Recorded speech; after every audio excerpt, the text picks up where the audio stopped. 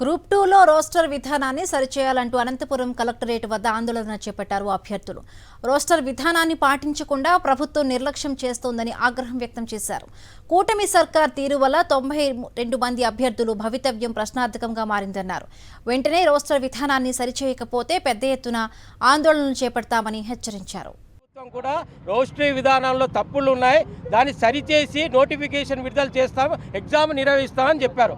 అయితే 8 నెలలు గడుస్తున్నప్పటికీ ఇటువంటి గ్రూప్ 2కి సంబంధించిన అభ్యర్థులపైన ఒక మాట్లాడకపోగా ఆ సంబంధించిన పరీక్షలకు సంబంధించి రోటరీ విధానాన్ని సరిచేయకపోగా అడ్వకేట్ జనరల్ గారు నిన్నటి రోజున జస్టిస్ గారిని ఒక విజ్ఞప్తి చేశారు. అయితే ఈ సంబంధించిన ఎగ్జామ్స్ ఇట్లే కొనసాగిస్తాం, రోటరీ విధానాన్ని ఎగ్జామ్స్ తర్వాత నిర్వహిస్తాం అంటున్నారు. అంటే గతంలో కూడా ఛత్తీస్గఢ్ తరహాలో ప్రభుత్వం కూడా ఇలాగే ఈ గ్రూప్ 2 ఎగ్జామ్ని నిర్వహించింది.